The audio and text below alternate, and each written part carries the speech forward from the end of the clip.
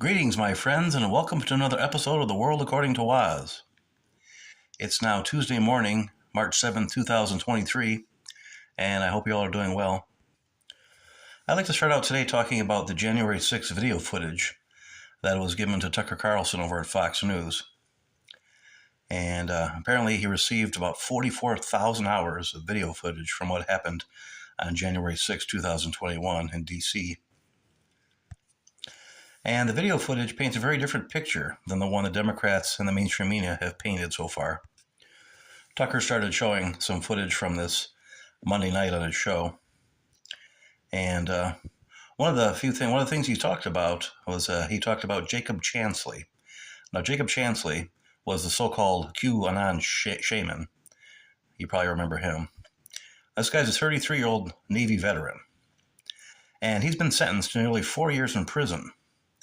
Yet nothing in any of the videos shows any justification for such a sentence.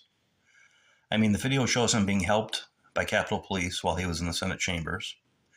There's absolutely nothing in the video footage showing police considering him a threat in any way. They never tried to stop him or detain him at all. They didn't even think twice about him. And one of the evil lies about what happened on January 6th, was that it was a deadly insurrection. I mean, the media kept repeating this over and over again. You remember saying that police officers died, they were murdered on Capitol Hill on that day. And the truth is, no police officer died there that day. The only person who died was Ashley Babbitt, and she was murdered by a Capitol Hill police officer. There's absolutely nothing on the video that shows she did anything wrong while she was there. There's absolutely nothing that indicates that she should have been murdered, yet she was. But again, the lie that they repeated over and over and over again were that cops were murdered. Some even says 5 police officers died that day there, when the only person, again, who died was Ashley Babbitt.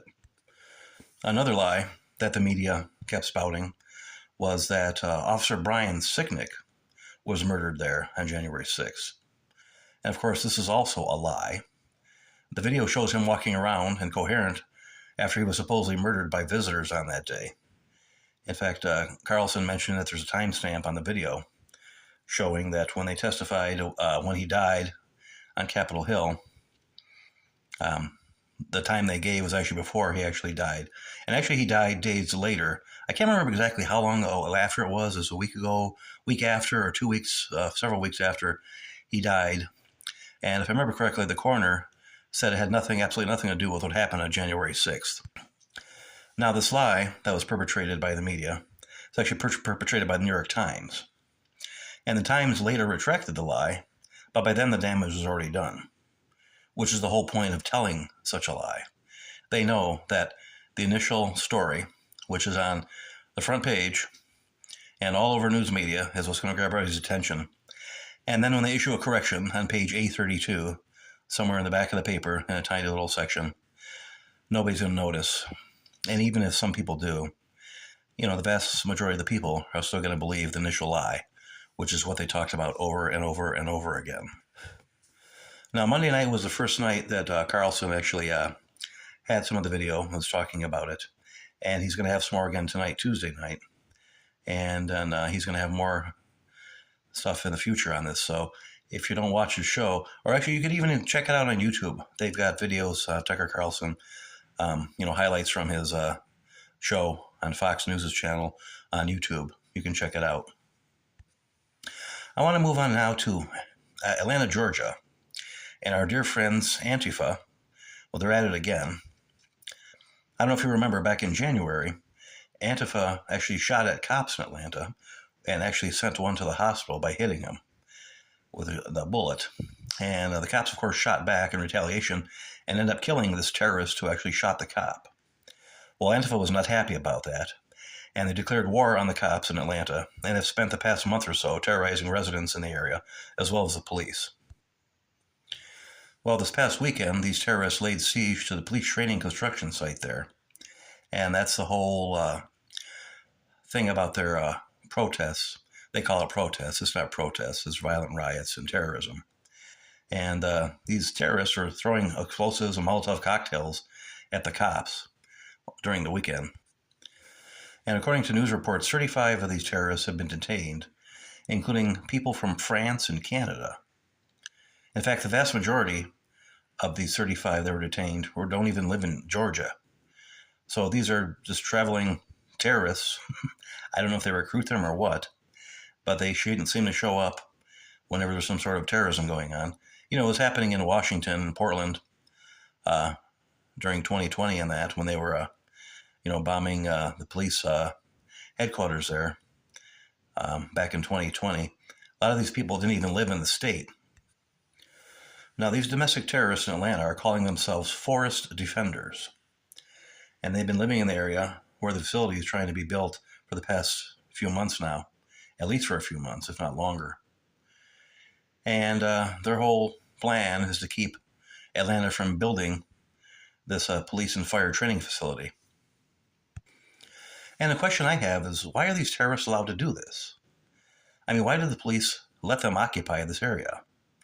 The cops have to go in there and clear out the area and then leave armed guards to patrol the area so that they can't come back anymore. I mean, the people who live in the area aren't safe. These terrorists have attacked civilians.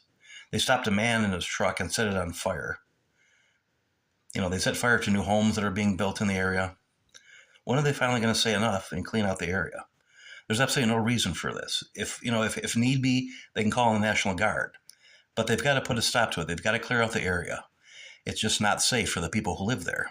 I'd like to talk now about House Republicans and the House Representatives introducing a parental Bill of Rights. And according to the Daily Mail, House Republicans introduced a parental Bill of Rights to force schools to publish lists of books being taught and post curriculums online to empower families after furious board meetings during the pandemic. And according to the story, the bill follows on a core promise from the midterm campaign to fight against woke education trends like critical race theory and gender theory. And it would also amend the Elementary and Secondary Education Act of 1965 to require schools to provide a list of books available in their children's library and to publicly post curriculum. And the legislation also emphasizes parents' rights to make their voice heard at school board meetings and to be in the know about violent activity at the school. It would require more transparency on school budgets and it would require parental consent before medical exams at school, including mental health or substance use disorder screening. And parental rights have launched to the forefront of conservative politics since COVID school shutdowns. It was central to Virginia Governor Glenn Youngkin's successful campaign against Democrat Terry McAuliffe in 2021. And Speaker McCarthy called it mild-souled legislation, but it's unlikely to come up for a vote in the Senate, he says. And this is probably one of those bills that's going to be proposed by the new Republican-controlled Congress and the House that is never going to make it to the Senate or never make it through the Senate. But again, it's a step in the right direction. Parents obviously should have more say. In fact, they should have the ultimate say in their child's education. I mean, I assume this only really happens in government-controlled schools. I assume private schools are more open and the parents have more say and know more about what's going on in their schools there. Probably because the parent can yank the kid out of the school. Where government schools, they receive funding whether your kid attends or not. They make it virtually impossible for you to, say if you're in a government school, if you're in a certain district, you want to have your kid go to another district, and make it virtually impossible for you to do that. I mean, we all remember the stories where parents are deemed domestic terrorists for speaking out at school board meetings because they don't like what's going on in their schools, the kids' schools, and the FBI are brought in, to check things out because apparently these parents are really scary because they're asking questions and demanding accountability. And there's really nothing more important than our kids, our children. I mean, we all know this. Everything rests on them. They are the future, and what they do in the future when they grow up and become adults is going to determine what happens with this country. What kind of road we're going to lead it down. I mean, the reason why we got to where we are today in 2023 is because of indoctrination in schools over the years. It took decades for it to get to this point to where we're told that men are really women if they consider themselves women, and vice versa, and that men, for example, can get pregnant. This kind of thing would have never flown 20 years ago. But here we are today. And the reason why it's more acceptable today is because of the education of our kids in the schools, the indoctrination that's happened slowly over time. And it used to be, you could say that, well, if the parents found out about it, they would have have something to say to the schools about this. But the problem is today, kids are in school today. Say if you've got a 10-year-old kid, their 30-year-old parent went to the same schools, say 10, 20 years ago, and they were raised the same way. Where in the past, say when I went to school, I'm old. I graduated high school in 1984. If something like this went on back when I went to school, there would have been a major uproar, and it would have been shot down instantly. Well, I'm going to leave you with that, my friends. And I hope you have a good day today. And I'll talk to you again soon.